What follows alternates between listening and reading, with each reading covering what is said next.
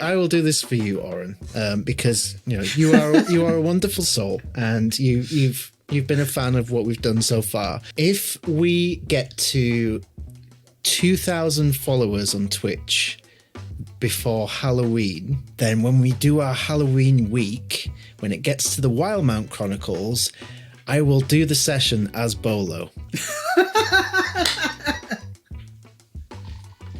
Make it happen, fam. Make it happen. Hello everyone and welcome back to another episode of Geek Peek. Today I'm talking with Patch Kelly.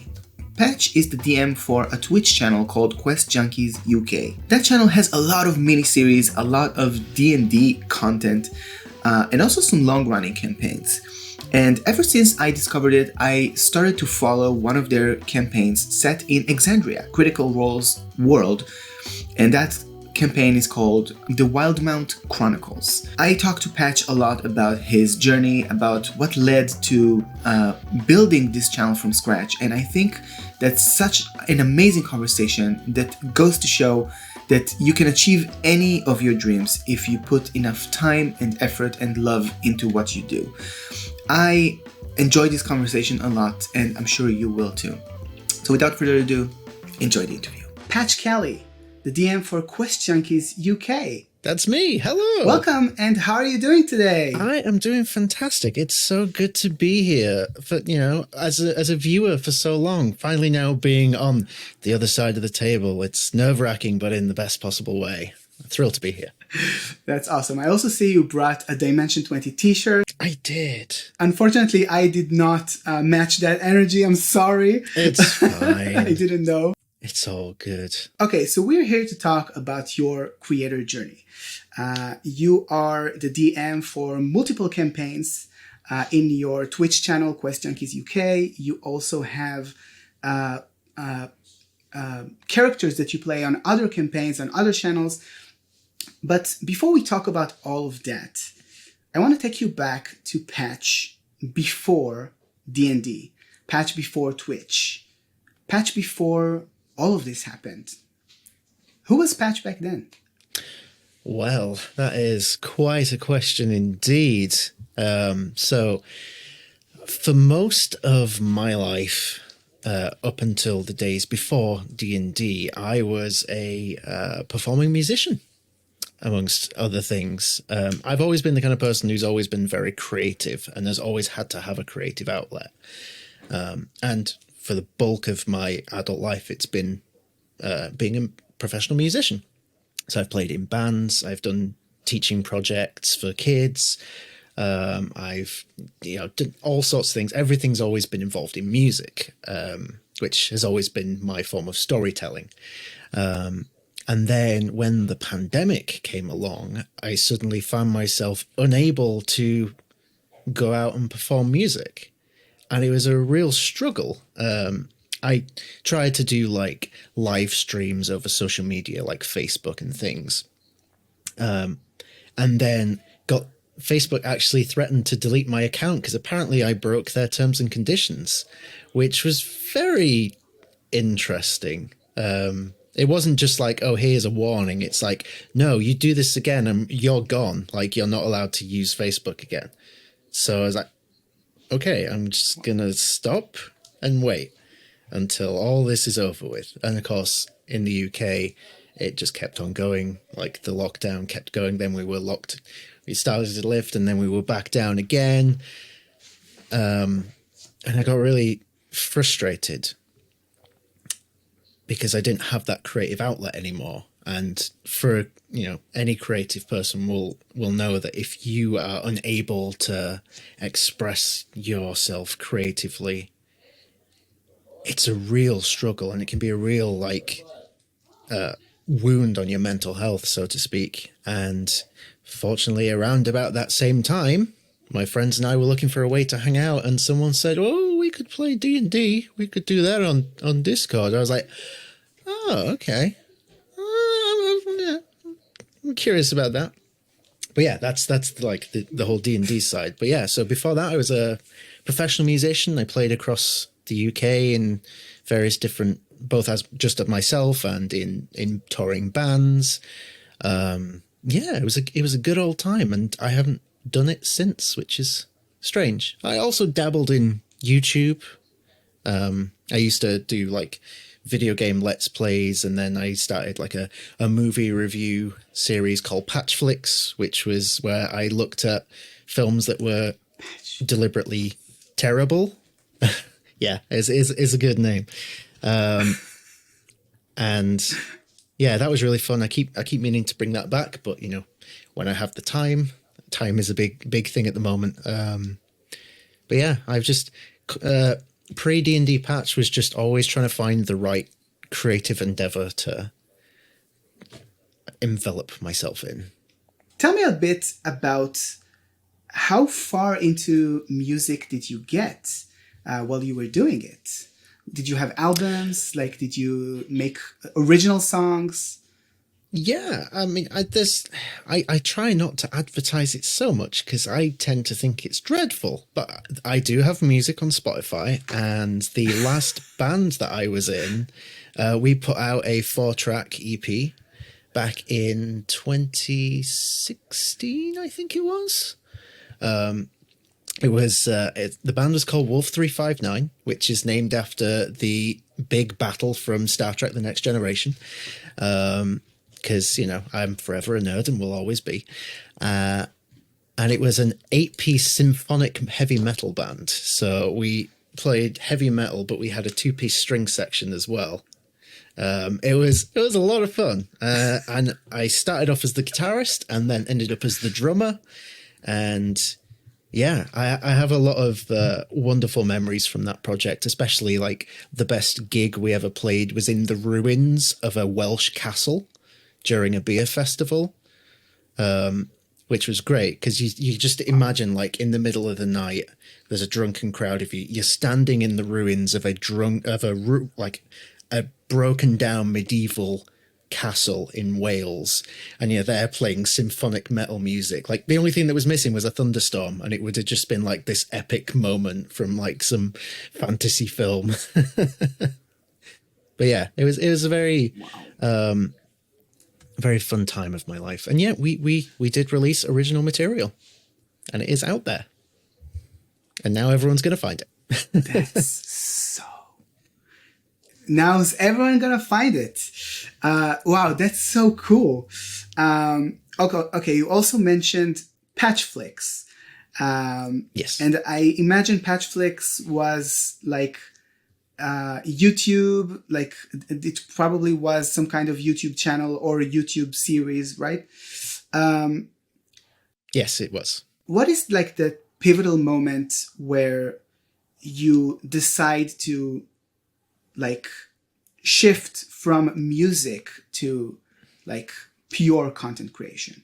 I think it was, I sort of alluded to it earlier, just the moment when we were in the pandemic and I wasn't able to go out and play gigs, which has been pretty much what my whole life was up to that point. It was like preparing for the next gig. And then all of a sudden the world stopped. And I had that constant need for, okay, I need to do some sort of content creation. And by that point, I'd already done a little bit of Patch Flicks on YouTube. So like, I sort of saw that as a bit of a fallback position. And of course, in the pandemic, I suddenly had a lot more time to devote to it. So I tried to put more production into my videos, and like the thing, I hate to admit it, but the moment where I knew that content creation was something I wanted to pursue full time, I'd gone onto social media and asked all my friends in the middle of lockdown, like, what would you like to see me cover? Like, whatever you vote for, I'll do it. And everyone picks the one thing that I had no interest in covering, which was Tiger King when that came out. And I was like, oh no. But that's what they wanted. So I committed to the bit. There's even an opening sequence of me being a parody version of him called Patch Exotic. And I dressed up. I had a low-cut top on. I had a mullet wig and a really terrible accent. But, you know, I can't just, I have to commit the whole way. If I'm going to do something, even if it's something I'm not fully down with doing, like with that, I had to do the whole thing. Wow. It was kind of what I would now call my hyper focusing. Like, you know, if I'm going to do something, it's going to be done as much as possible, which is really good if you're a DM. But more on that later. Okay, and that's a good segue, like to talk about where your life kind of like intersects with D&D. You alluded earlier that a friend said that you could play D&D, but by that time, were you already familiar with shows like Critical Role or Dimension 20, or was that like your first venture into D&D? So at that point, my only experience of D&D was maybe 4 or 5 sessions in person. It's the only time I've ever played D&D in person, funnily enough. A few years ago, a few years before COVID, and we just got together, I made my first D&D character. I had no idea what I was doing. I had all the stats wrong, but what I was really excited about was writing the backstory, which was not needed, but I did it anyway. And I made a wood elf ranger called Iago Anwamane. He was the last of his tribe. He was over 1,000 years old. He had this tragic 40-page backstory, which the DM did not need and did not use. But again, that's like that creative side of me. Like I just wanted to write a load of stuff. And that's all I'd had. And then, so this is where we get into like me DMing specifically, where Quest Junkies first began. So when we were in lockdown and we were looking for ways to hang out, and my friend had said, "Oh, well, we could play some D&D." So we started an offline campaign. I made a new character, a wizard called Isaac. And we had a few fun sessions, and it was kind of nice. And I'd started to learn the rules finally. And then pretty much on a dare, one of the players said, "I dare you to do a one-shot." And I'm just that kind of person. If someone dares me to do something, I try to one-up them. So I was like, okay, I'll do a one-shot. I'll do it tonight. And they were like, we need to make characters. Like, yeah, you've got 4 hours. Go home and make some characters. And we did this one shot, which ended up being episode 1 of the Rhódania Chronicles, which I recorded and then released on YouTube.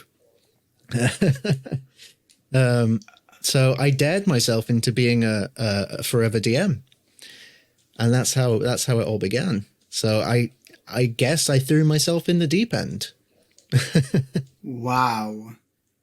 That is so cool. Like, you actually went all the way straight from the beginning. I don't know any other speed than 100%. It's like, okay, let's go. We're doing this. We're doing this. Let's go. Okay. Wow. That's so cool. Okay. So when you started, like, okay, so that was the first episode of your homebrew world. And tell me a bit about when that episode happened. What was kind of the reaction it received, and as opposed to the reaction that you intended for it to receive? So this pretty much applies to the whole 27 sessions of that first campaign. Nobody saw it. We released it and nobody watched. Okay. And sort of partway through this first season, we migrated to Twitch and decided we'd do it live. But because we couldn't record regularly, like there was no set day, it wasn't even a set week. It was just, oh, are we all free on this particular day? Let's do a session. So there was no scheduling. There was no like ways of pulling in an audience because nobody knew when we were going to be playing. And we didn't know what we were doing because I was still learning the rules. And this is why this campaign is very difficult to find online, because it's quite embarrassing for me now as a DM who knows. I like to think I know what I'm doing, looking back and seeing just how little I knew then and how much I was making up and how many rules I was getting wrong. And I was just like, I can't watch that anymore.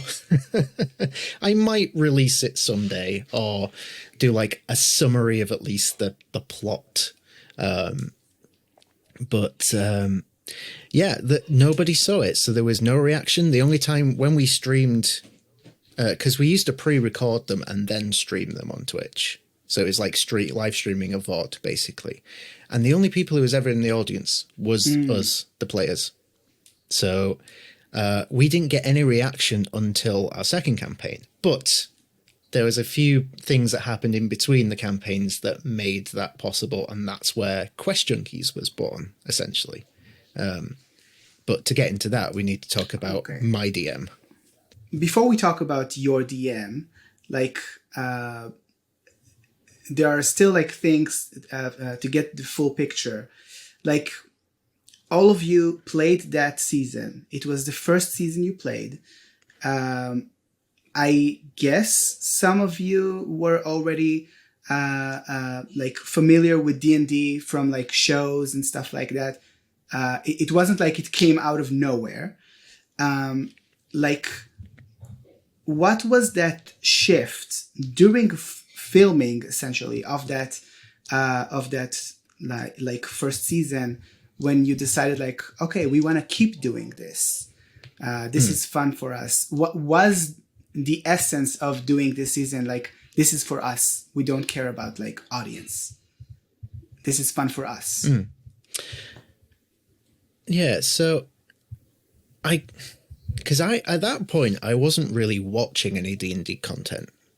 And it took me a little while and a lot of recommendation from friends to actually look, like, other people do this and it's fun watching them as well as doing it.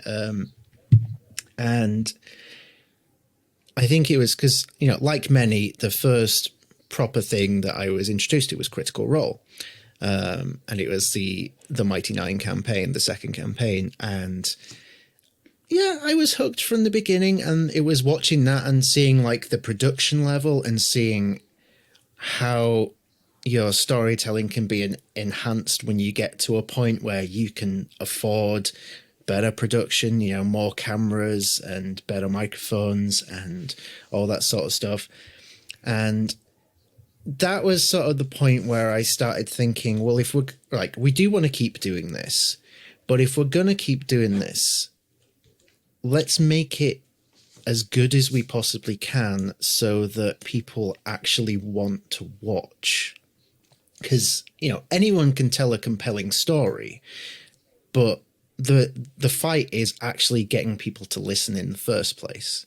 And again, this is why that first campaign we did is not online, because if that was someone's first impression of me as a DM, they would never watch anything I ever do.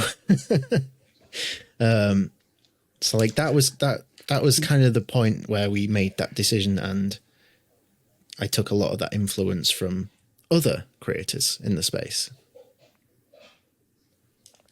There's also like this kind of thing, I don't know if you agree, but like looking back at your work, like shows you how far you've come.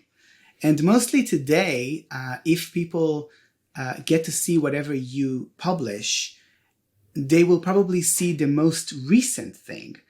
Like, for example, like if we go back for a second to Critical Role, like people who want to get into Critical Role today probably go to Campaign 3 because it's like this shortest to consume right now out of their vast thing, or even like smaller campaigns like Calamity, which is 4 episodes. But like if we don't keep that kind of trail behind us, which shows people like what we did in the past, there is some kind of like, I don't know, like some kind of eyebrow raise.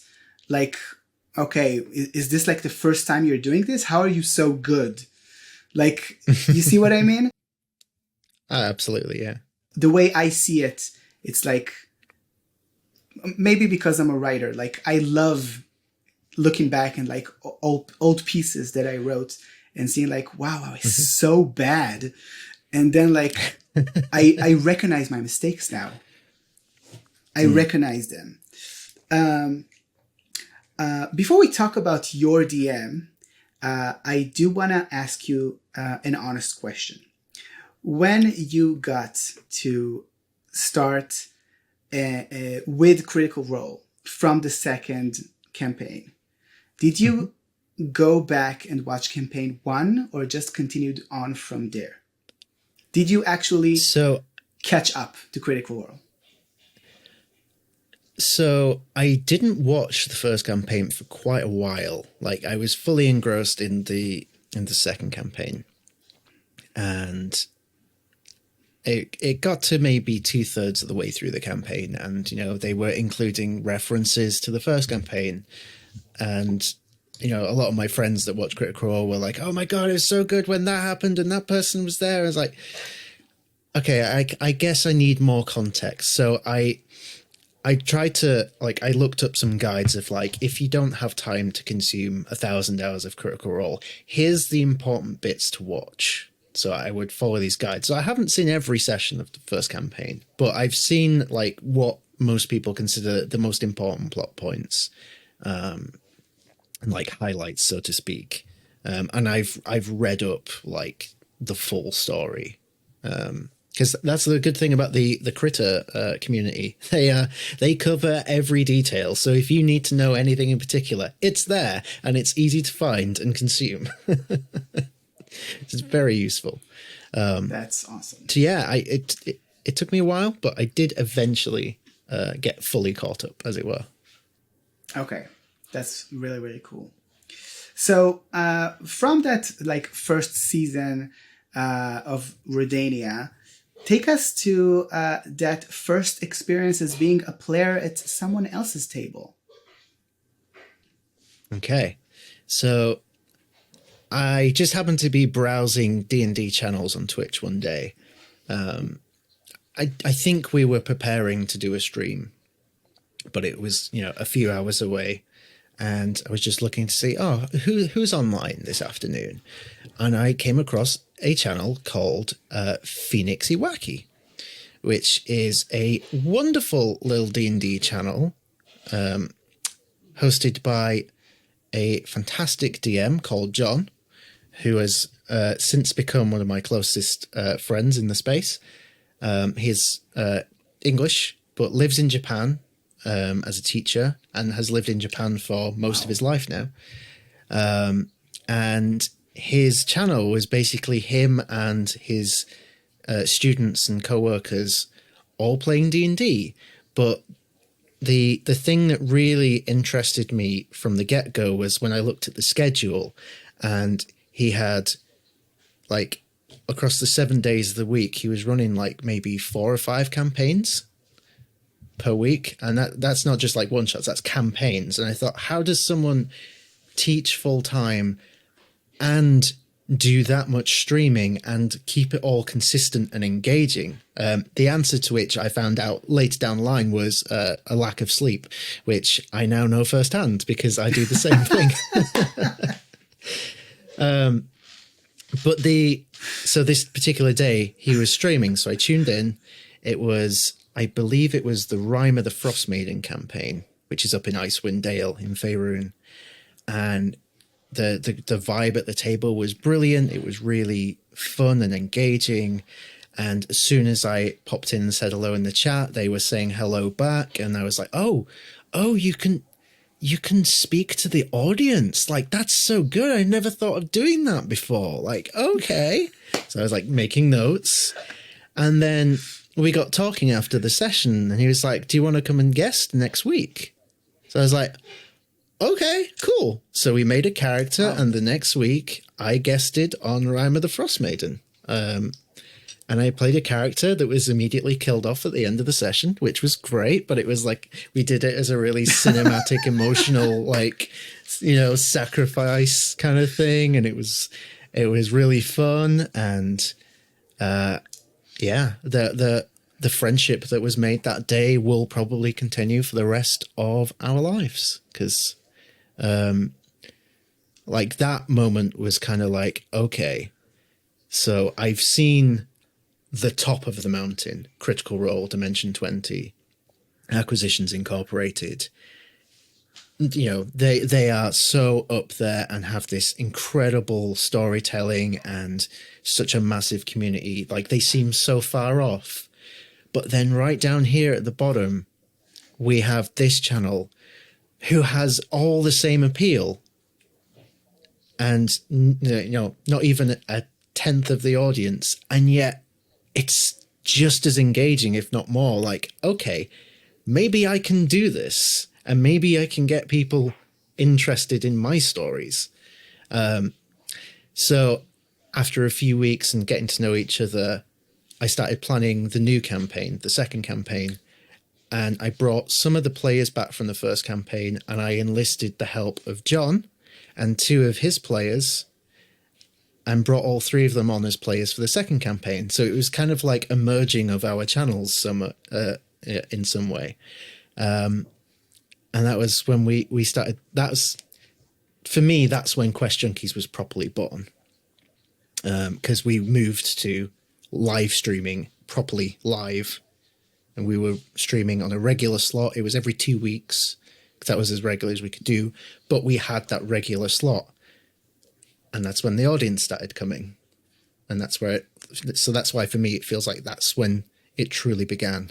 I love what you say about, like, there are the giants, the Dimension 20 and Critical Role, and down here, like, there's this channel.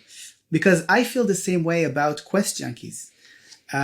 Like, in terms of, like, there is this amazing energy, especially, like, because I discovered Quest Junkies UK like a little bit before you started Wildemount Chronicles, which we'll talk about in a bit.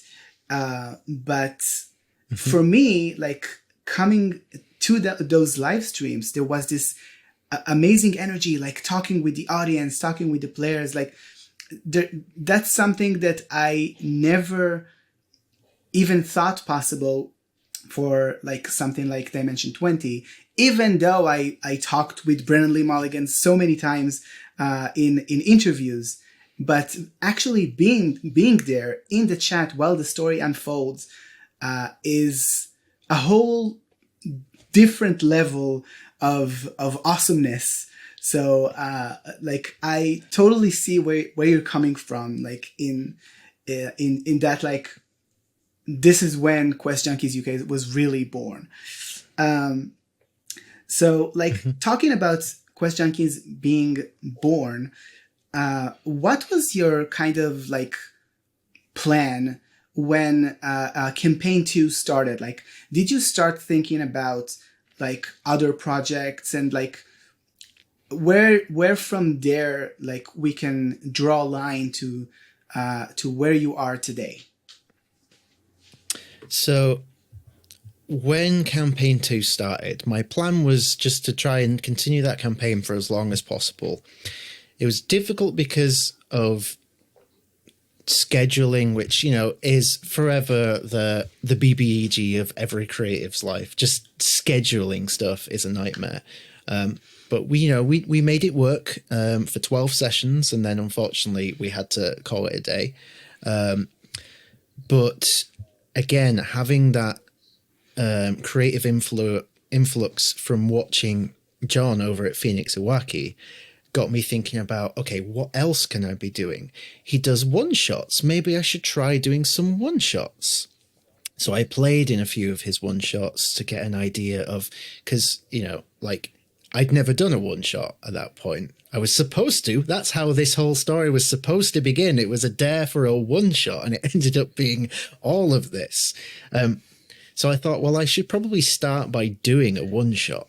So the very first one-shot I did was a Christmas one, and it was horrendously silly. We were all very drunk. Again, very difficult to find online, but I will probably release that one just because of how fun it is.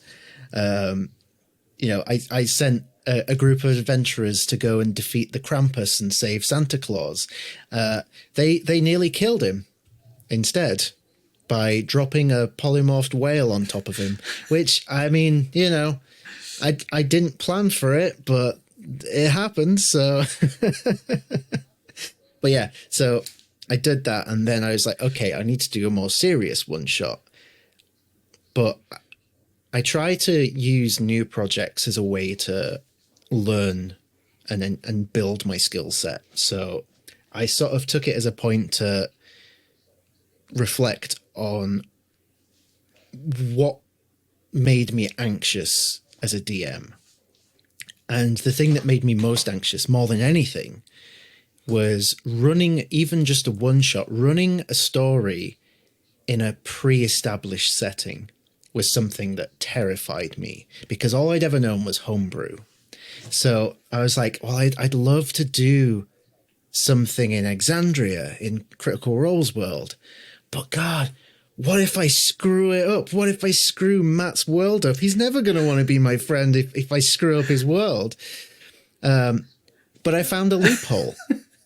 So I did a one-shot called The Depths of Darktoe, which was set on the pirate island of Darktoe. And my loophole was there's no official map of that island. So I can homebrew a map and it's just, it's called Darktoe. It's in the world, but it still feels like a homebrew thing. And that was how I combated that anxiety of running something in a pre-established thing.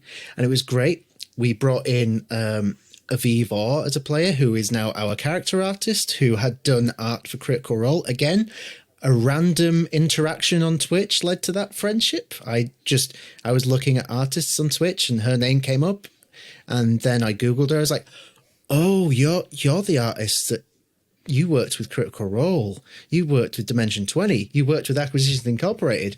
Oh, let's be friends. And it just kind of, I did that one shot. It went really well. So I was like, okay, what's the next thing? And I, did more and more one shots. And then things sort of died down a bit again because the second campaign came to an end.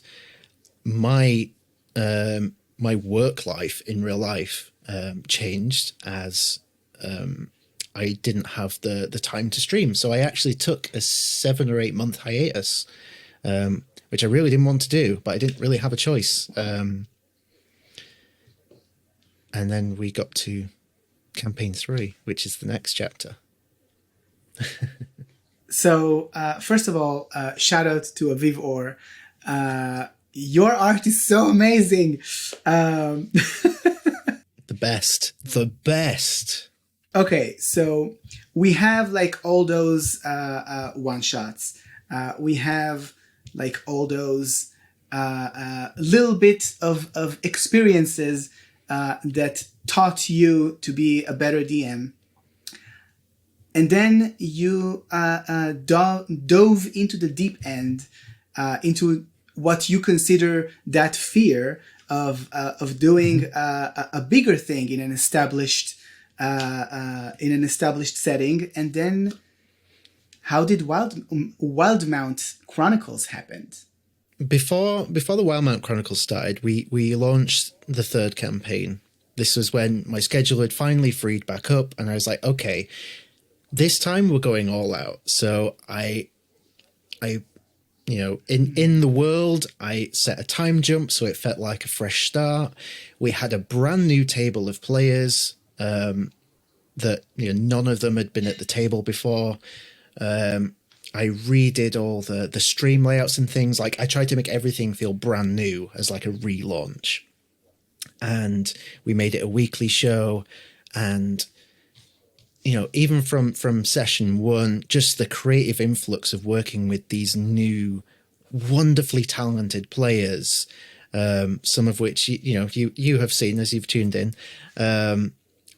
it was just a flood of inspiration. And then as we went on, it just built my confidence more and more, like to the point where I felt like, okay, I don't need to spend 36 hours before the stream writing up notes for every possible outcome of what could happen in today's session. It's like, no, we'll just go with it and see what happens. So my confidence had built, and I kept thinking back to that one shot and like, there's so many more stories to tell in that world. And I just thought, well, you know, all my friends, like at the end of the day, audience numbers, I don't really care about. What I care about is the people at my table, and I want them to enjoy the story and enjoy telling the story the most. So I wanted to do a second campaign. I just started doing a mini campaign, which I'd based off of EXU Calamity. Because I wanted to tell that high-level tale of certain doom and destruction, and really, like, so I'd brought together a table of players that were 100% committed to role-playing some trauma and tragedy and stuff, and, you know, we had such an amazing experience with that. And I thought to myself, okay, if I'm going to do a new campaign, let's go all out, which is, again, as my attitude to everything. Why not do Wildemount? And the idea came about, like, well, maybe, like, because I'd been watching the third campaign of Critical Role, and like when you watch it live and you look through the chat feed, the most common thing I kept seeing is, oh, I wonder what the campaign 2 crew are doing right now. What's the Mighty Nine up to right now? Or what's happening in Wildemount? So I thought to myself, well, why don't we tell that story? So I decided we'll tell a story. That's so cool. It's based around about the same time as EXU, and we'll tell it from the perspective of a new group. And that's where it all began. And yeah, I was unprepared for the popularity. I'll put it that way. Do you feel like Wildemount Chronicles drew like an audience that wasn't familiar with your channel before? Like, you worked on homebrew stuff before, but now you actually tapped into an existing franchise. Would you say like that had like brought an influx of new viewers to Quest Junkies? Absolutely, yeah. I mean, it's funny when I look at the sort of analytics for the Twitch channel, and it tells you, you know, all the information, and you just look at the calendar on it, and everything just skyrockets from session 1 of the Wildemount Chronicles onwards. So I think having an influx of new followers would be putting it lightly. Like, I was not prepared for the response that we got. I am thrilled, but it's also a lot of pressure. But I'm here for it. It's good. It's going to make me a better DM. So let's do it. Yeah, Matt is looking. I mean, Matt is going to if you are, dude, look come say hi and see your campaign. I see. I mean, that's actually quite. It's something that keeps coming up when I talk to the Wildemount players. Actually, it's quite funny. Like, we say, like, you know, if we keep doing so well, then maybe we'll get a cameo. Like, you know, wouldn't it be fun if Matt was like just made reference to one of our players just in the background of one of the shots in a Critical Role episode? Like, I don't know, if we keep pestering him, maybe. I mean, that would be so cool, because other than like the actual fun of that moment, it would also be like that the canon of Critical Role is like validating your campaign. Absolutely, yeah. That's really cool.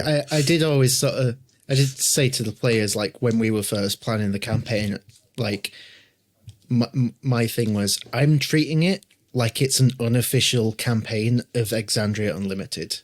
So this is EXU Wildemount. Like, that's how I'm treating it. It's not, obviously. It would be wonderful if it was, but that's my approach to it. And that's the level that I'm, that's where I'm setting the bar, and I'm hoping that we meet that. And so far, so good. Awesome. That's amazing. Okay. So, one thing that I wrote down to myself to ask you here while you were answering, you said something before that in past sessions you would prepare for the session by writing down possible outcomes for the actual sessions.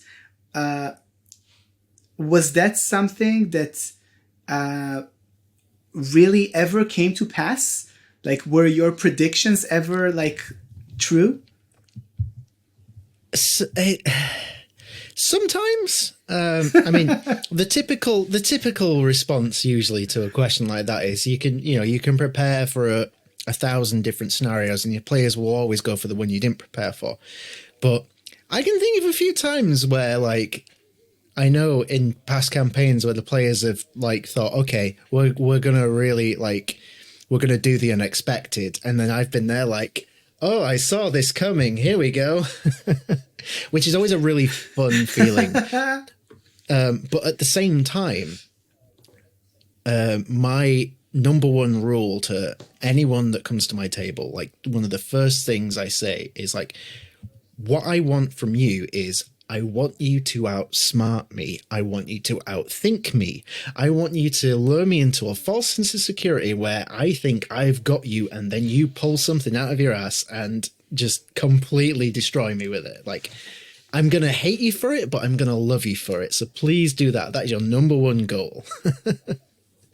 So, yeah, I did try, and I don't do it so much anymore because I kind of trust myself to improvise stuff more recently, which has been fun. It's been difficult, but it's been quite good. So I'm trying not to prep as much now, because the story tells itself, and I'm blessed with such wonderful players that contribute so much. The Wildemount Chronicles is a good example of that. We're 5 sessions in as of this recording, and so much story has happened, so much character development. You think this group had been together for years, but it's been 5 sessions. In game, it's been 2 days, and there's just been so much. And it is even just me watching it back as a viewer for the VOD, trying to detach myself from being the DM. It's I want to know what happens next. I do know what happens because I'm the DM, but as a viewer, I genuinely am invested in this.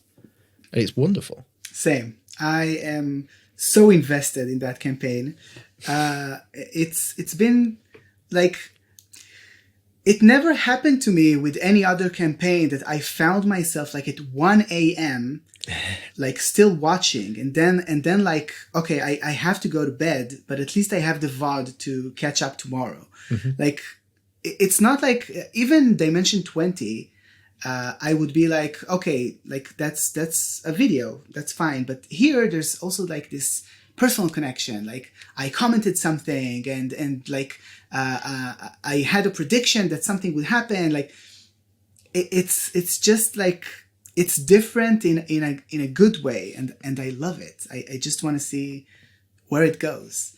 That is wonderful to hear. That is kind of some of the best feedback we could have, because what we want to do is provide something different and new. And it's why I love having that audience participation, like we do with the spins of the Wheel of Chaos. Because people can influence the game, and because, to me, storytelling is a collaborative effort. It's not just me and the players telling the story, it's the people watching as well. They have chance to contribute to the story. There might be a moment where something really terrible is about to happen, but then one of the people in the chat grants a player inspiration and they re-roll and they get a nat 20. They made that happen, and it's amazing. And it's something I'm proud of us championing. But I did learn that from pheonixiwaki, my DM, who has, I will say it on record. He's taught me everything I know, and I hope I do him justice in expanding on that. Okay. Shout out also to pheonixiwaki. Yes. I've visited one of the streams recently, and it was very, very good. I enjoyed like sitting in the audience and watching the story unfolds. It was also it was fun to actually like have that little bit from John be like, feel free to act or something like that. And then you were like, Oren, don't compromise our friendship. Yeah, which was so cool. There you go. Audience participation. It's great. Even if it's like, you know, out of the story, breaking the fourth wall, like it gets that reaction. And it's, you know, that's what people remember. Because if, you know, as a content creator, if you want people to be engaged, why not engage the people that are watching? Like, to me, it just seems like a no-brainer. Mwah, chef's kiss. Okay. Now, like, we also have some fan questions, but I want to close the loop on, like, getting to today. So, Wildemount, like you said, 5 sessions in.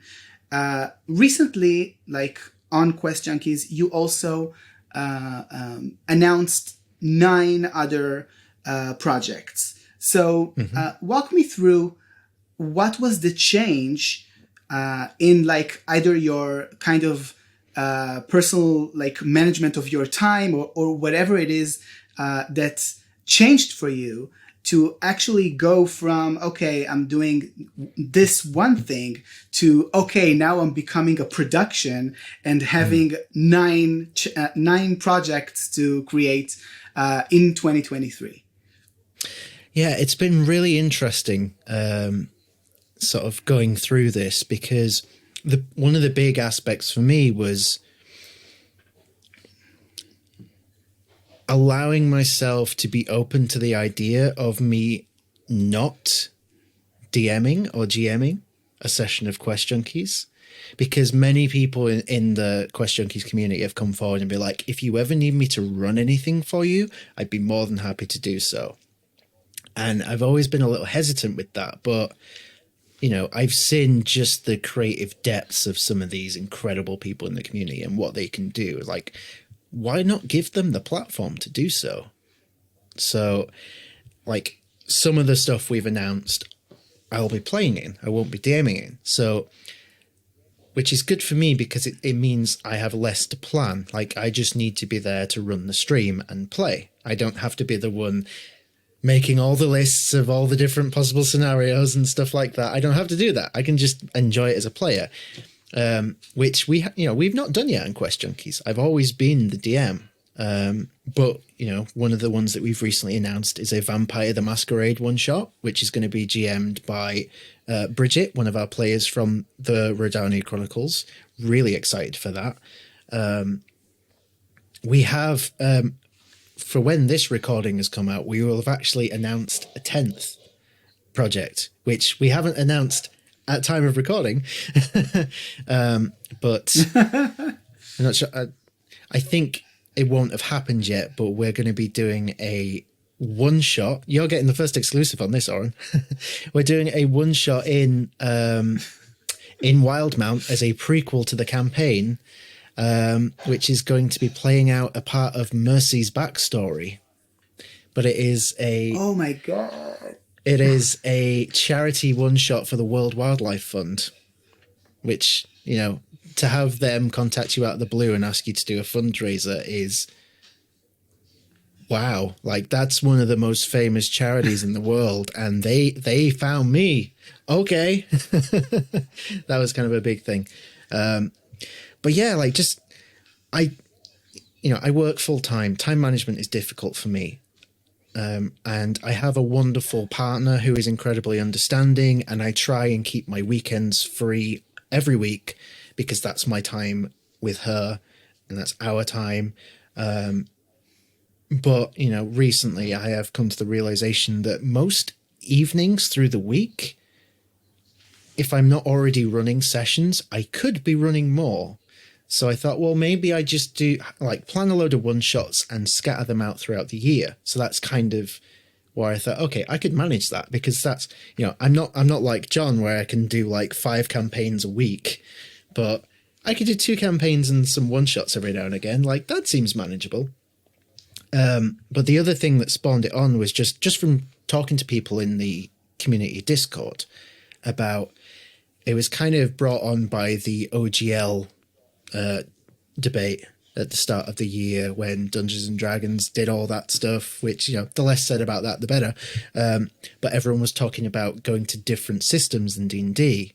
And, I thought, well, maybe we should run some other non-D&D stuff, because there's so many incredible tabletop role-playing games out there. And it would be a good learning experience for me as a DM to learn about other game systems. So why not, as always, throw myself in the deep end and just run a load of stuff. So that's the plan, and we'll see how it goes. Okay, that's really, really cool. Okay, it's time for the fan questions. And this is going to be a lot of fun. Mm-hmm. But before we head into the fan questions, that I have a little segment here called Roll for Spoilers. Yes. Okay, so the thing I'm going to ask you is whether you will reveal any juicy deets about Wildemount on a roll of the D20. Something that none of us know. Sure, why not? Okay, so I'll do it like this. People usually have like these kind of comments like, we want to see you roll. You can't just say what you got. We need to see it.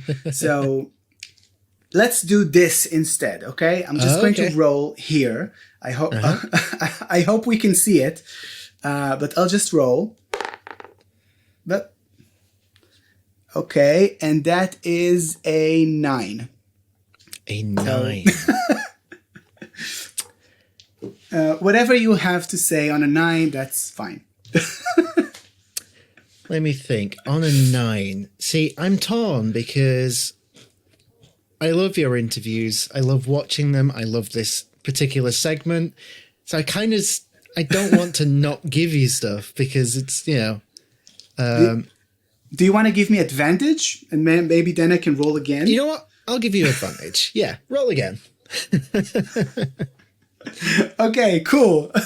Yeah, someone in the chat has just claimed inspiration for you. Someday we will actually make like this kind of character from these interviews, and I will have like feats and like all those stuff. Okay, let's do it I'll again. Homebrew it. Let me see the it's a 5. Okay. A 5. Okay.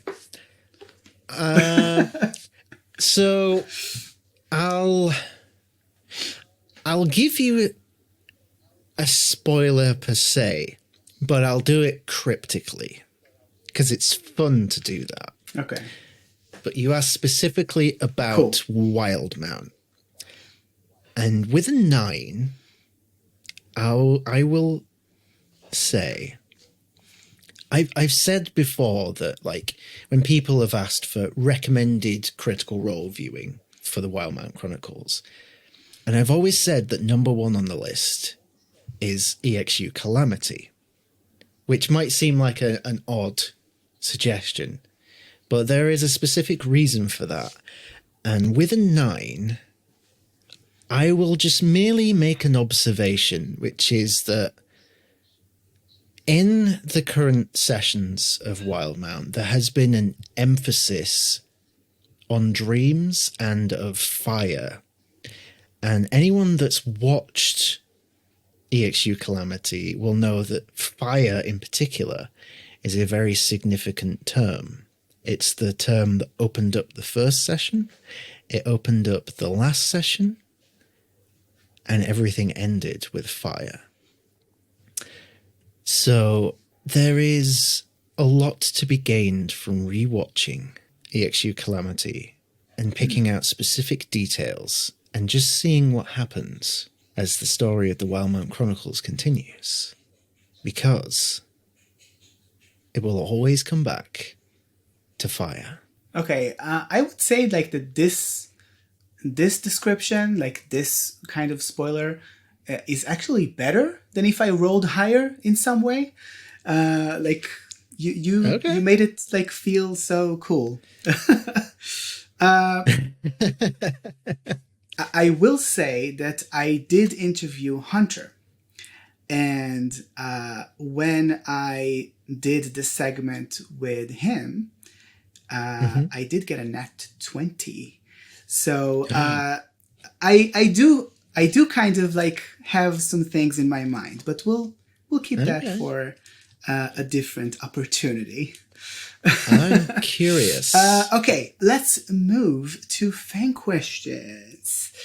Okay, so the first fan question that we have here is from Ailin, and Ailin asks, "What's one or some of your top moments as a DM?" Oh gosh, there's been so many.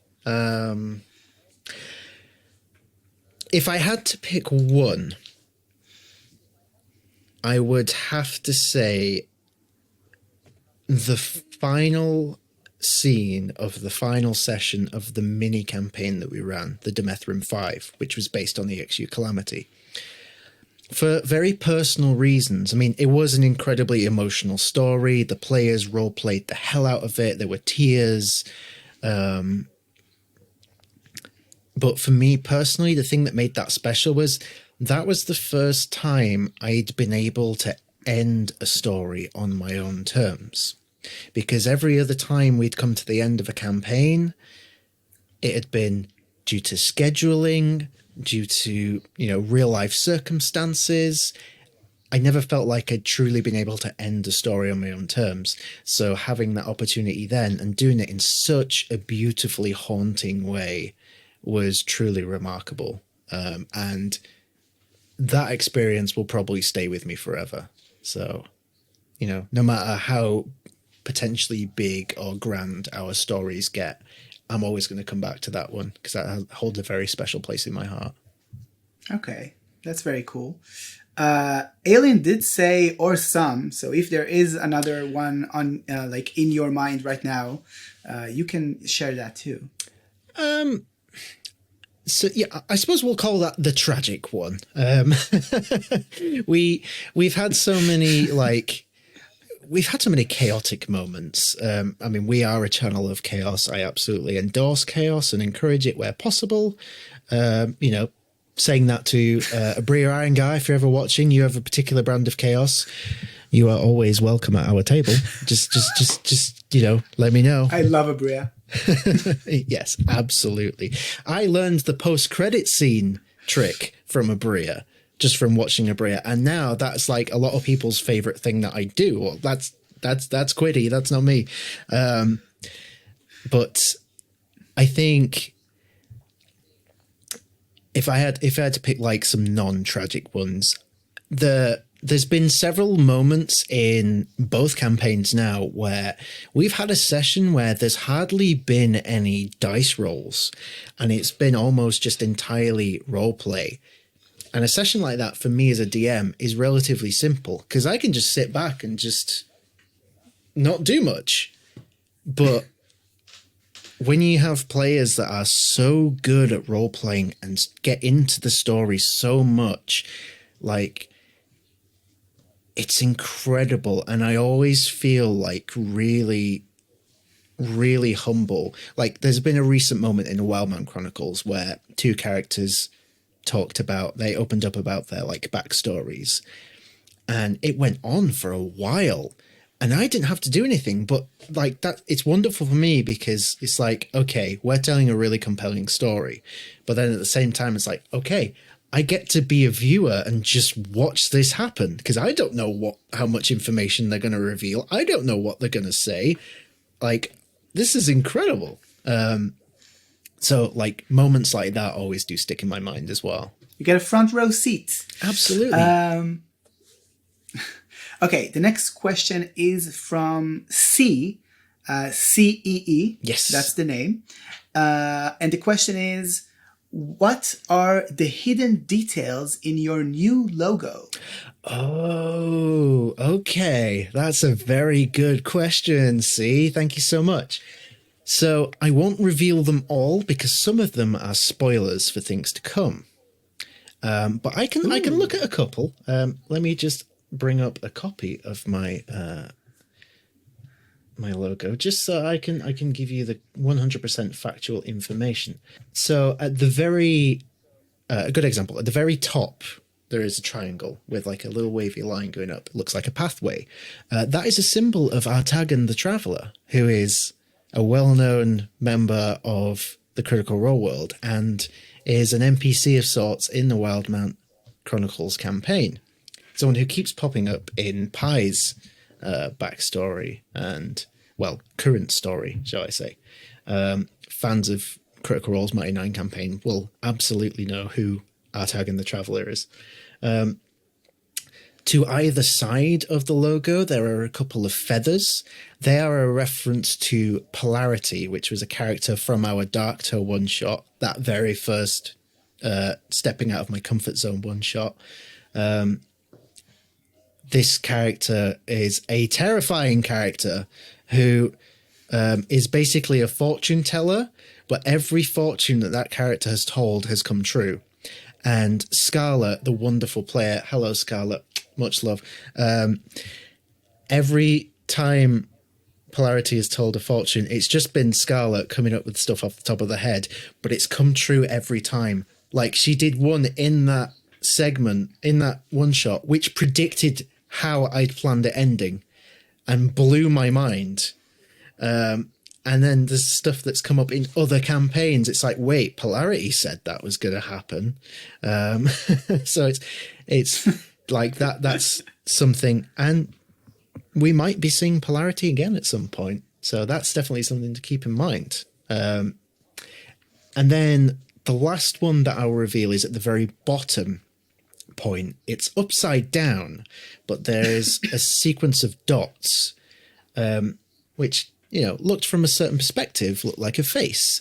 It is the face of a Kodama from Studio Ghibli, which is something that exists in the world of Rhódania and has come up time and time again as like a spiritual guide for the players to lead them to their next destination and things like that. I love Studio Ghibli. I always find inspiration in the artwork and the films and the music, so I try and incorporate where I can. And the rest of the logo, you'll just have to keep watching to find out and see for yourself. That's very cool. Okay, and there was like a latter part to C's question, which was, your designs are always so good, be it the stream overlays, the merch designs, or now the new logo. Where did you learn graphic design? Through trial and error. I'm not one for taking classes on stuff. I just keep doing something until it works. I mean, people say that the definition of insanity is to keep doing something over and over again and expecting a different result. But for me, it eventually works. So am I insane? I don't know. But, you know, I get the result in the end. I mean, I probably am. It's fine. It's fine. That's very, very cool. I mean, like, I can see where it comes. I don't know if you know Canva. Yes. Canva is one of my favorite programs in the world. Like, I know zero about graphic design, but I love playing with it. It's so fun. Yeah, I'm exactly the same. I've dabbled with Canva as well, but I couldn't fully immerse myself in it. So I've been in and out, but it's certainly not a homestay as of yet. But maybe someday. Cool. The next question is from DutchessAndDragons. Hey. Sarah. We have 2 questions from Sarah. The first one is, rather play D&D with Matt or have Matt as a GM or a DM? #ithasbegun. Ithasbegun. Would I rather him play or be a GM? That's a very interesting question. I mean, both, obviously, would be incredible. But I guess if I had to pick one or the other, I would say play, because we don't often see Matt as a player, but when we do, he is so unhinged and so chaotic. And look, that's what I'm all about. So, I'll repeat like what I said earlier to Bria. Matt, if you want to come and be chaotic at our table, like, just let me know. Just drop me a message. It's fine. It's cool. Like, you got this. That's so cool. Okay, and the next question from Sarah is, if you could cosplay any D&D character besides Caleb Widogast, who would you pick? Oh, that's difficult, because that's the character I do want to cosplay as. Caleb Widogast was Liam O'Brien's character from the Critical Role second campaign, The Mighty Nine. His personal story what got me so invested in that campaign. Liam O'Brien is one of my heroes as a voice actor, as well as in D&D. If I had to pick another character to cosplay as from D&D, it's interesting. I've not really thought a lot about other ones. Say Bolo. I mean, Bolo is everyone's answer. Of course, I shouldn't have to state that, because everybody wants to be Bolo. I mean, maybe that. Okay, I will do this for you, Oren, because you are a wonderful soul, and you've been a fan of what we've done so far. Let me think. If we get to 2,000 followers on Twitch before Halloween, then when we do our Halloween week, when it gets to the Wildemount Chronicles, I will do the session as Bolo.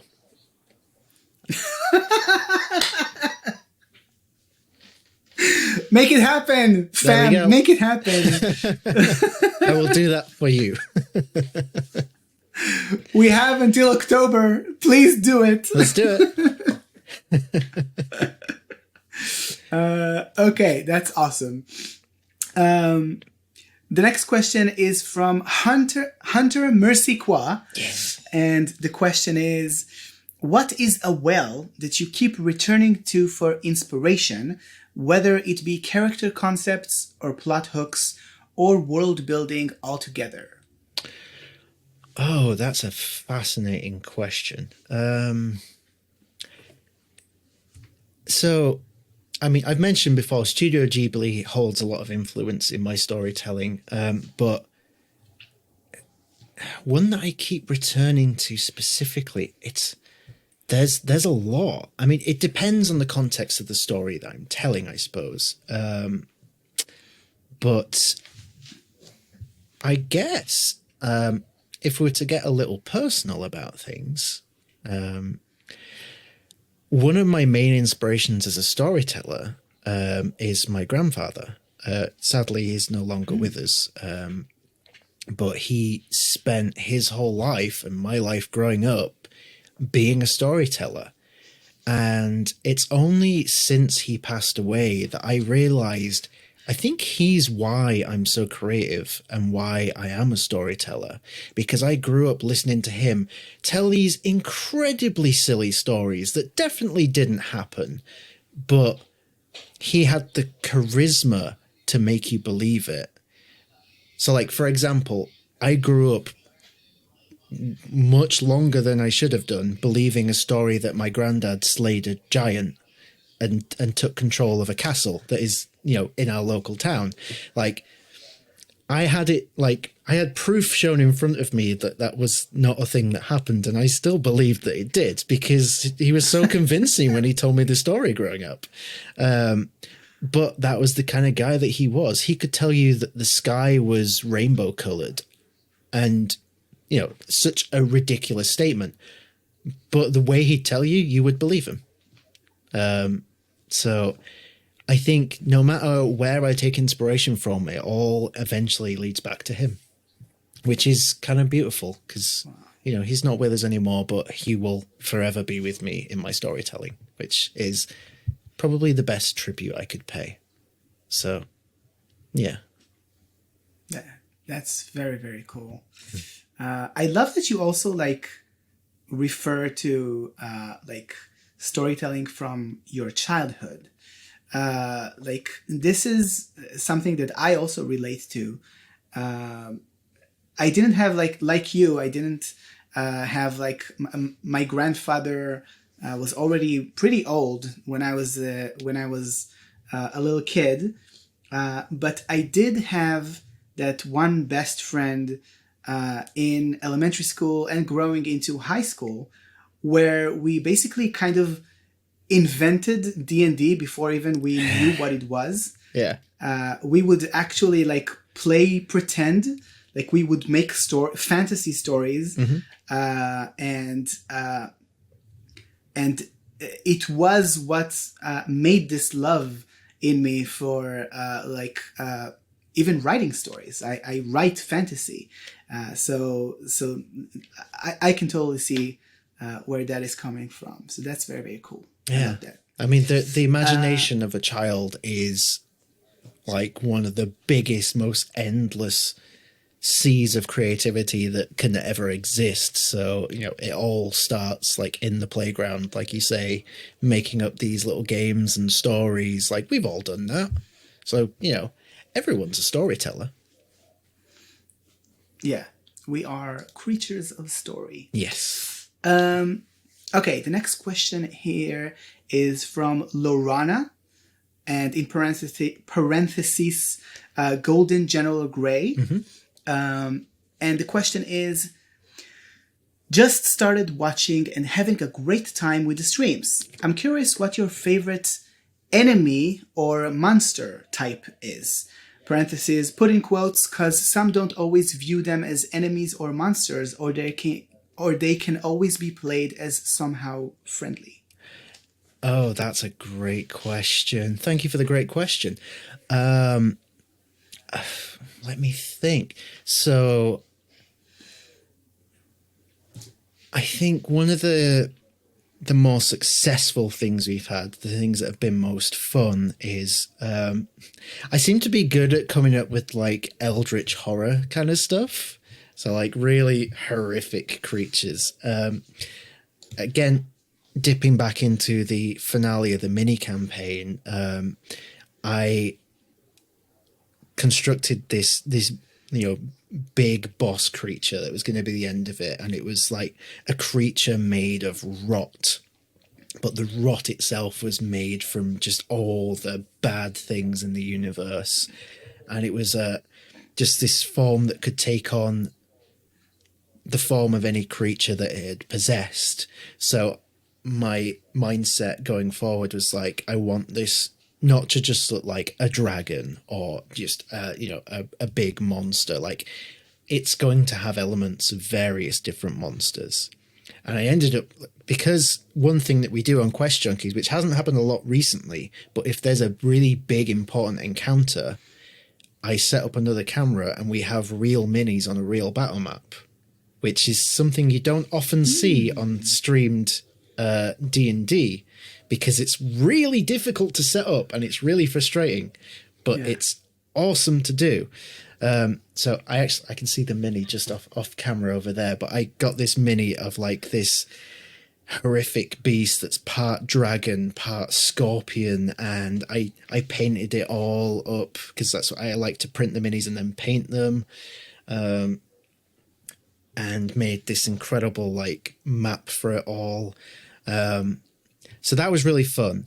If I had to pick a specific favorite type of enemy, one that I've not used many times, but when I have, it's been super effective, would be like ghosts or spectral type of enemies, because initially they seem pretty weak, but they have certain abilities which, if you roll well enough, or if the players roll badly enough, it could very easily completely annihilate your party. So it's kind of like, they're great, but you've got to be very careful with them. It's like some ghosts can not just cause significant harm to characters, but they can age them up to like 40 years. And if you think mechanically, like if you were playing a human that's like already middle-aged, and then you encountered this ghost and you roll badly and you were suddenly aged to like 90 years, how's that going to affect your character like mechanically? Well, it's probably going to be really bad, and it's a difficult thing to fix. And just seeing like how the players adapt to that, like 'cause they know what they're fighting. It's like, okay, how are we going to deal with this? This is an issue. So yeah, it brings a lot of creative ideas from the players, which I love to see. That's one of my favorite things. It's like recently they've talked a lot about doing combo moves, which again is something you don't often see. But you know, I'm a cool DM. If you want to do something that's not rules as written, but it sounds really cool, hell yeah, let's do it. So I always like to incorporate enemies that make people think outside the box. Okay, that's very cool. Like something about like what you said about the ghosts is so interesting. Like that aging thing, is that like a spell or an ability? It's just an ability. It's a move that they have, and if it hits, they make a saving throw, and if they fail it by more than 5, you roll a d4, and that's how many times 10 years that they age. It's a horrific ability, and they just get to do it. It's terrifying. Wow. Not even like someone with a counter spell would help you here. It's not a spell, okay. So it's not a counter spell. It just happens. Yeah, you can cure it afterwards, but even then, it's like high level restorative magic. So if your players are low level, then they're stuck with it for a while. So wow. It's very interesting. Okay, cool. The next question is from Mike/Grimm, and the question is, one of the biggest challenges in homebrewing anything, parentheses, settings, classes, mechanics, is gaining player interest. What tips do you recommend to GMs who want to create that player investment into their setting while also balancing out their individual stories? That is a great question.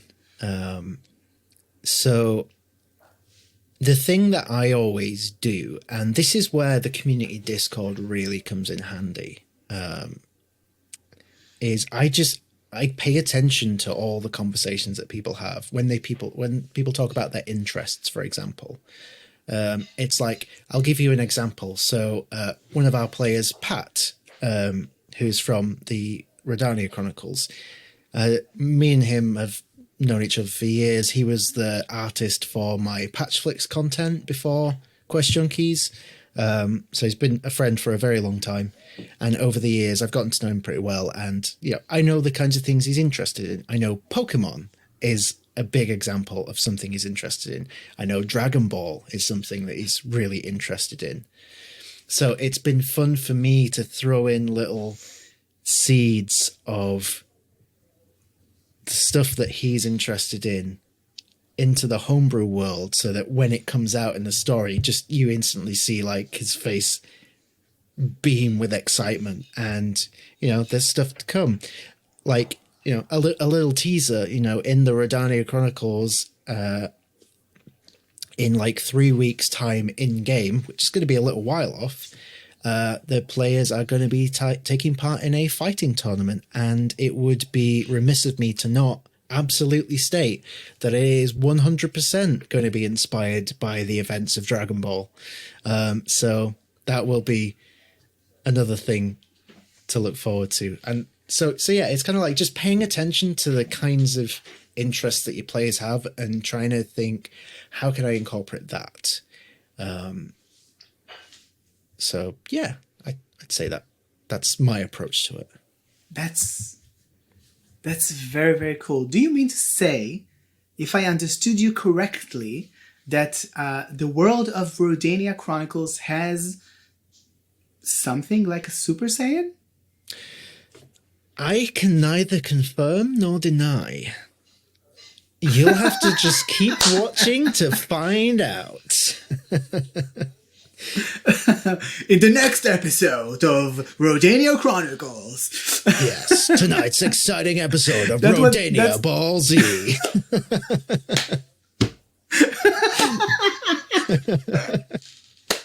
That's very cool. Okay, and speaking of Pat, we have a few fan questions from Pat.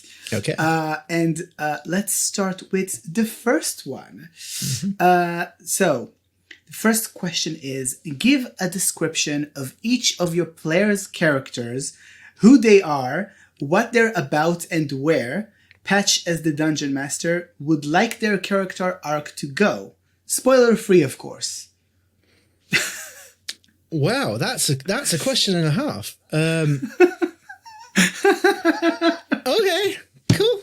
I mean, I'm not one to back down from a challenge. Okay. So give a description of the characters and where I'd like them to go in the story. Does that kind of sum up what the question is? Okay. Yeah, okay, and spoiler free.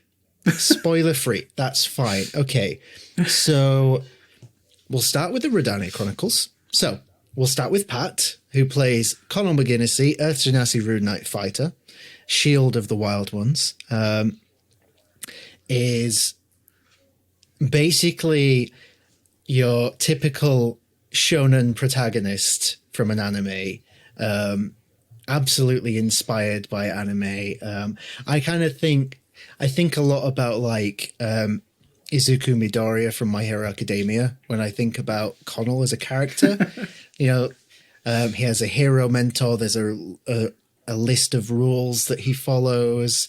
And, you know, there's this big tournament arc coming up that he's getting excited for and he's training for. I would like to see him eventually find his way to becoming a hero, just like he has always aspired to growing up. From Conal, we have Pheronia, which is Myret the Pirate's character, who is a little Felice druid. A Felice is like a munchkin cat type, which is awesome. And she is a chaos kitty. She brews her own beer, which is infused with wild magic, which causes so much chaos, and is always used to absolute perfection, both in and out of combat. Where would I like to see that character go? So Ferrari is on a bit of a self-discovery journey, as she's learned that she's not native to the world of Rhódania, and she's had memories recovered that would suggest that she's actually originally from the Feywild. I'd like to see her eventually reconnect all those missing memories and, if possible, reconnect with her family, which would be really wonderful arc to see come to fruition. But we'll see how things go, because it might not. Moving on, I'll try and keep this brief because there's a lot of characters. There's like 10 characters in the campaigns. We have Frike, played by Bridget, who is a Shadakai with the Long Death Monk, mummy of nouns, lady of nouns, as she always calls herself in the intro. She has a very dark and shady past from the Shadowfell. Her father is actually a ruler of one of the domains of dread, which came up a couple of months ago, that has a lot of connotations in the D&D world. Quite alarming if someone is very knowledgeable about domains of dread and what they're about. I'd like to see her eventually confront her past, and potentially deal with it. She could deal with it, or she could go the other way and potentially join them. We don't know. We'll have to find out as her story continues. But that could be interesting, seeing a turn to the dark side, if you will. And then we have Rhys, played by Wyatt, aka the Moonkeep, fabulous content creator from Tavern Talk. You should absolutely support. Rhys is a Tabaxi bard cleric, and is from an island called Galea, which up until recently was locked off from the rest of the world. So he's on a journey of discovery, because he is encountering the world of Rhódania for the first time. As you know, all his life and all of his past generations' lives, they've never known of life outside the island. But now he is the first to leave the island, and he's got an entire world of new experiences ahead of him, and has recently formed a connection with the goddess of the moon. So I'd be very curious to see how that relationship continues and blossoms. And just him experiencing what the world has to offer. Okay, that's one campaign. Moving on to the other campaign. So, we have Jimothy Brassfangs III Esquire, played by Myrick the Pirate, who is a kitsune fox, which is a fox that has up to 9 tails. He's a bard. He is a very distinguished, swanky gentleman, knows his way around the ladies, had a very interesting encounter with Marion Lavore, the Ruby of the Sea. I would be very curious just to see if his character develops from being this, like, brash but also timid entertainer, and whether or not Jimothy finds a new purpose in life, or if he just, you know, becomes the greatest bard ever and gives Scanlan Shorthalt a run for his money, maybe. Who knows? We also have Celosia, played by Ailin, aka Sneaky Rogue Thief, who is this absolutely badass half-elf? I feel like half-elf. If I'm wrong, I apologize. Some elven descent. Absolute slayer, who is on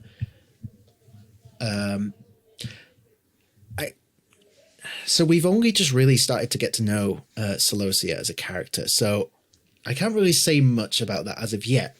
So all I can really say is I'm looking forward to learning more about Celosia as a character, and what Celosia's motivations in life are, and whether or not they will change now that she's part of the group. Right, moving down the overlay. I'm trying to picture this in my head, like when I do the introductions on streams. Like, moving down the overlay, we have Pi, played by DutchessAndDragons, who is an absolute ball of chaos. Has 3 classes, if I recall. It's a bard, a druid. I can't think off the top of my head, but basically various different classes. Not the best stats, which is great. She's committing to it. I love it. And has a very specific connection with Artagan, the Traveller. So I'm curious to see where Pi's journey takes her and what she finds out about herself, because I know for a fact that Pi does not know much, if not anything at all, about her background. So that will be a very interesting journey to take on. We go across the overlay to Renee, played by Sasha, aka the Weird Lobster. Fantastic character. A half-orc artificer, an inventor who has spent her whole life researching the Age of Arcanum and the Calamity, and has wanted more than anything to meet an Aeomaton, a construct, and she got to do it in session 1, which was fantastic. So I'm looking forward to seeing where that friendship blossoms between the two characters. You know, she's finally getting to meet the one thing that she's always wanted to meet, and you know, Mercy is more than just an Aeomaton, as we have learned in time. And speaking of Mercy, we go down the overlay to Mercy, played by... Good segue. Yes, Thank you. We meet Mercy, aka Mercy Quoi, aka Hunter, who is such a fantastic concept. An Aomaton blood hunter, which is two things that should never go together, but we're making it work, and it is fascinating. Despite being an Aomaton, seems to be made of some like magic tree, which is very fascinating, and I can't wait to get into more about that.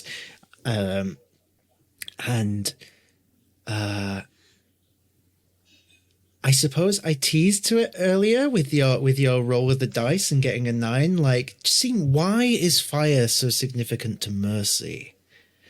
There's a lot to unpack there, and over time we will. And then finally, last but certainly not least on the overlay, we have Irani, played by Sky, aka Apology Ukulele, and Irani's cat, Thana, of course, who is an air genasi, blade singer wizard, which is I love that because wizards are my main class. I adore wizards, so I'm so pleased to be GMing for a wizard. This is a character who is very curious about everything in life, has not really experienced much of the world, and it's very interesting because they seem to so far don't really have that perception of, oh, maybe this isn't the right thing to ask at this time. It's like a social awkwardness, so to speak, is how I sort of see it. And it's interesting because that's going to bring up some very interesting encounters and like social interactions, because they are forever inquisitive. And one saying that I always live by, which is a saying from the wizard that I play over on pheonixiwaki's campaign, curiosity brings consequence. So we'll see what consequences may come Irani's way. And that's it. And I'm Patch, and I play everybody else. There we go. Yes, we're starting an episode right now. Yeah, let's do it. All right, make a death save throw.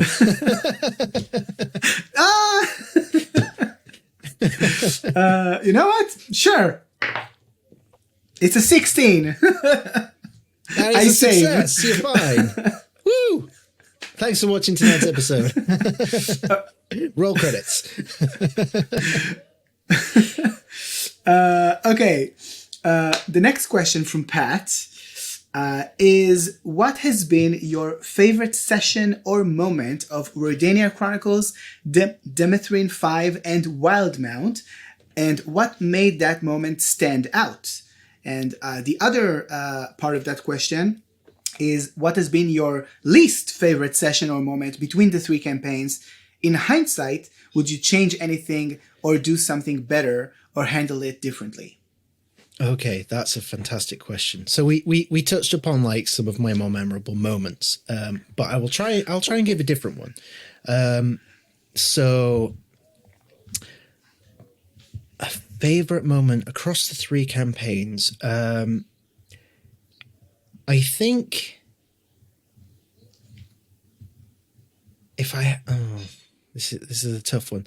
I'm going to go for Rhódania Chronicles Session 1, Scene 1, just where the story began, which was an encounter over a strawberry muffin. That was the beginning of the resurgence of Quest Junkies. It was the beginning of us doing our own merch because we made the Muffin Time t-shirt out of it. Muffins became symbolic of Quest Junkies. So that moment holds so much significance to the channel. No matter what we do, it all started with an argument about a muffin, which, that's going to last for time immemorial. So that's probably what I would say for that. Least favorite. Now that's a very interesting question. I have been blessed with wonderful players who have provided incredible moments. I haven't had many least favorite moments, but I'll give you a moment where I was worried. And that was, again, in the Rhódania Chronicles, where we'd had some incredibly generous support from the community. It was the first day that we did the Wheel of Chaos, where every subscription, gift subscription, or resubscription would spin the wheel. So the viewer would nominate a player, and the player would get a spin of the wheel. And we had one of our regulars come in, McBluff, and not McBluff, McLover. Sorry, there's lots of Mucks in our community. And they gave like 15 or 16 subscriptions, gift subscriptions. So we did like 15 or 16 spins of the wheel. And that ended up being like 2 of the characters shrunk down to tiny size. Connell shrunk to grew to like giant size. Everyone's stats changed, and Ailin, I'm calling you out because you keep calling yourself out. You claimed a wild magic surge, which spawned a dragon in the middle of the city that they were in. So they had to fight a dragon at level 4, I think, level 3 or level 4. It was a low class dragon, but it was still a dragon.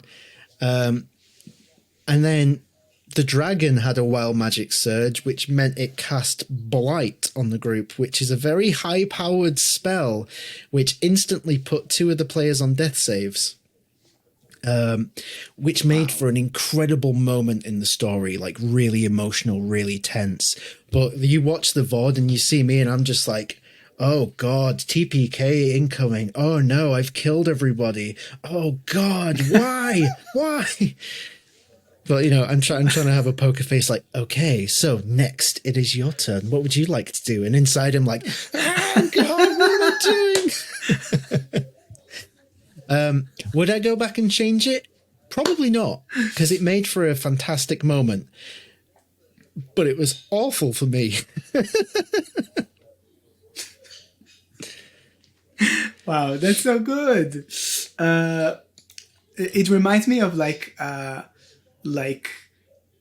think there was some moments from Brennan who in Never After was like in the adventuring parties was like that.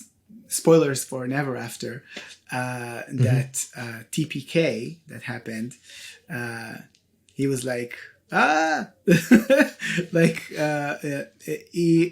he prepared for them not succeeding. Okay. The next 2 fan questions here is kind of related from Pat. So I'm just going to combine them into one fan question, and you can answer all of it in one go. So, okay. Rank who has the most girth out of all your Quest Junkies parties, tier list style. And the other part of that question is, are you ready to fuck? Of course. I was waiting for that question. Okay, that's a really easy question to answer, which is we're always ready to fuck on Quest Junkies. So that's that. I have to rank players' girth on a tier style list. Okay, so how are we going to define girth? This is the first part of the issue that we need to figure out. Okay. So I'm going to say, in this instance, we're going to measure emotional girth. Because that's fun and it's a fun way to go about it. So nice save. So right at the top of the list of the S tier, I think that's how tier lists work. I don't know. I've never done one. So S tier of emotional girth is going to be Mercy from the Wildemount Chronicles, because, oh, there's so much there to unpack and I can't wait. And then everyone else somewhere in the middle. Yeah, everyone's got a nice level of emotional girth, I'd say. Any other girths? I'll leave for the audience to do their own interpretation. How about that? Cool. Yeah, folks, let us know in the comments how you would rate everyone's girth.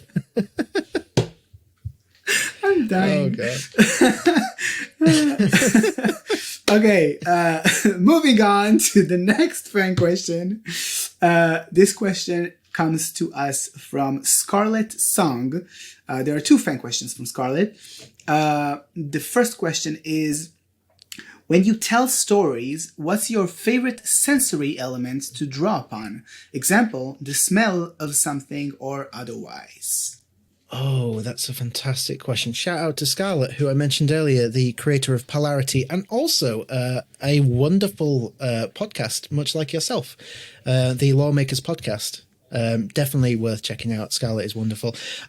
So that is a fantastic question, because I do like, so one thing that I've been always given feedback on, like, a lot of my players have said, like, it's their favorite elements of my games is nightmare sequences, which is something that, you know, I don't pay myself a lot of compliments. You know, like many creatives, I have the imposter syndrome and all that sort of stuff. But I will say I am very good at nightmare sequences. So I think if there was a specific sensory thing to play on in nightmare sequences, I think it's the feeling of touch, because it links in with, like, not just like things that you can reach out and grab, but, like, for example, you know, there's been sequences, nightmare sequences, where players have been unable to move. So when talking about that, it's rather than just saying you can't move, it's like you try and move, but you feel this pressure against your limbs as you try and push, but you can't quite break through. It's like this feeling of water weighing down upon you. It's like, that's probably what I would say. It's the feeling of touch, because you can go so many different ways. You know, you talk about hearing, it's like, oh, you hear this sound, like, that's it. Oh, you smell this aroma and it reminds you of this. But with the feeling of touch, there's so many ways you can go about it. And yeah, I'd probably have to say that. What a great question. I love that. I didn't think, like, touch wouldn't be my first choice, like, when thinking about story. And, like, the first thing I would say would be something like sight, or maybe like taste or smell, things that are, like, very, that we, like, think about, like, immediately. But touch is so interesting. I love that. Okay, the next question from Scarlett is, what is your hair routine? The masses need to know. Oh boy. Now that's spoiler territory right there. I mean, the answer's going to be disappointing, because there isn't really a routine. I just get up, and however it is however it is. That's pretty much it. I mean, it's more. I was born this way. Yeah, that's pretty much it. But when it gets long, like it kind of is at the moment, like it gets particularly, like, I like to call it floofy. It's the floof. And, you know, I don't like cutting it because, you know, it's kind of, maybe it's the source of my power as a DM. So when I cut it, my DMing's not as good. So I don't want it. But, like, yeah, that's it. Like, I have floofy hair and it manages itself. So sorry, that's not super enticing and interesting, but that's how it was. I mean, I could make something up if you'd prefer.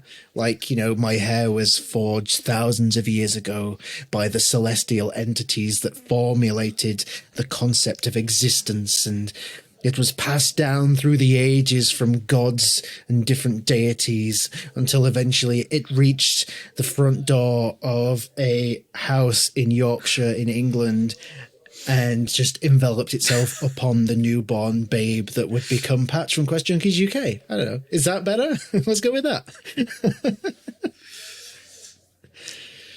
I love it.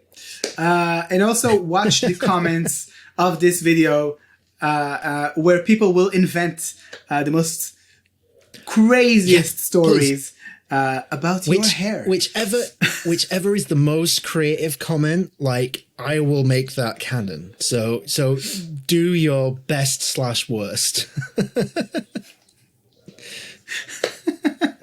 Awesome. And the final fan question is from the Lavish Château. Ooh. And that question is, what's your favorite pie? Asking for a friend. My favorite pie. Oh, no, that is a question. Because there's different kinds of pie as well. Sweet and savory. I'm more of a savory pie guy. Pie guy, that rhymes. So being from England and being from Yorkshire specifically, there are like pies that are more linked to where I live and the culture that we have here.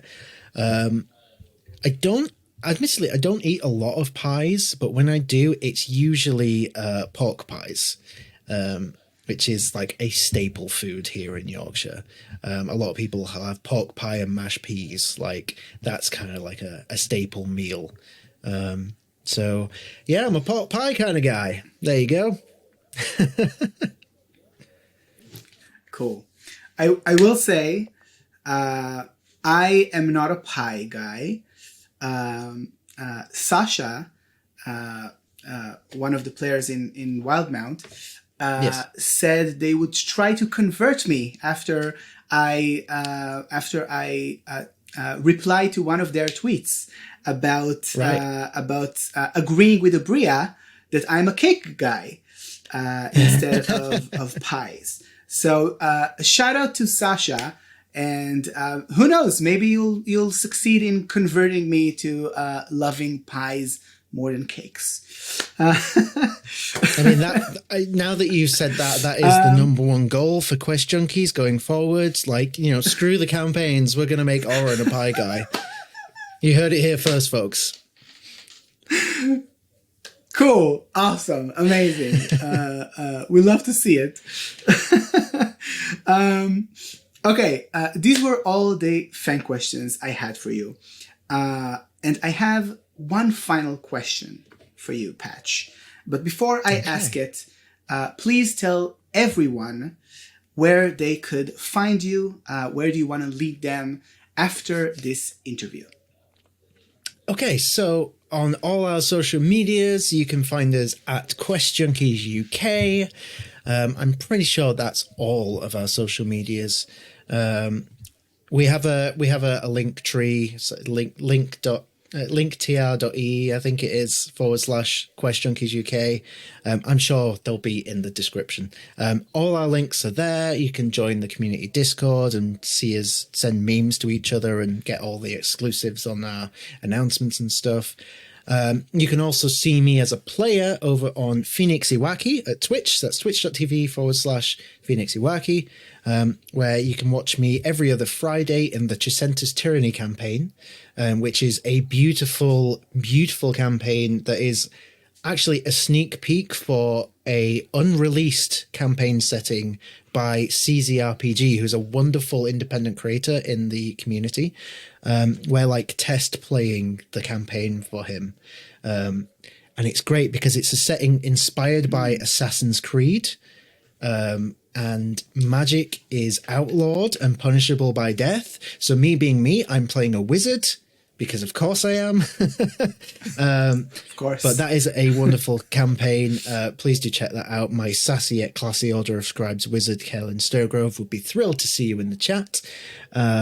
And you can probably see me in the comments section of Oren's videos as well, because I'm a big fan of Oren. Thank you. Okay. So the final question for you, Patch. We already discussed this a little bit before, but I wanna know your long-term answer. What's in the future for Patch and Quest Junkies UK? What's in the future for Patch and Quest Junkies UK? Well, for me personally, my future, I am trying to work my way up the ladder in my job so that I can earn more money. My partner and I are currently saving to buy our first house together, which is not easy in the UK at the minute. The housing market is in absolute crisis, but we will get there eventually. And for Quest Junkies, well, we seem to be on a bit of a hype train at the minute. I'd love to see that continue. If it doesn't, it's absolutely fine. My only plan for Quest Junkies is to continue telling stories with my friends. That's all I'm bothered about. Anything else is a bonus. Specific plans, I'd like to bring in more guests. I'd like to bring in more opportunities for people to DM and GM. And obviously start playing some new games that's not just D&D. And a specific goal, which might end up happening this year, all being well, I want Quest Junkies to have its first in-person D&D experience, which we are planning. It's going to take a lot of planning and effort, but all being well, that will be happening. And also, just a general in-person meetup for anyone that can in the community. Like, we're looking at potentially some conventions in the UK, because I've made such wonderful friends in this community. It would be wonderful just to meet them and give them a hug and thank them in person for their support, because this Quest Junkies as an entity wouldn't exist without the people in the community, because they're the ones that keep coming back and inspiring us to continue the stories. So they're just as much part of Quest Junkies as I am. Hey, thank you so much for listening to this episode of Geek Peek. Before I let you go, I want to thank the individuals who went the extra mile and became my patrons. So, without further ado, thank you to Arthur Morrill, Bob Prescott, Lexi Gardner, Cody Neville, Charlie Fisher, Stoat Dross, Laura Jane Hamilton, Maggie, Grace Bauer, Captain K. Snow, Tyler Felsted, Ella Lubell, Mandy Kennedy, Ross Simpson, Jacob Koch, Emma Rose D20 is my church, Patch Kelly, Sarah Kate Noel, and Zachary Tyndall. If you want to join them, please head on over to patreon.com/theorancoin, and I'll see you in the next one. Bye.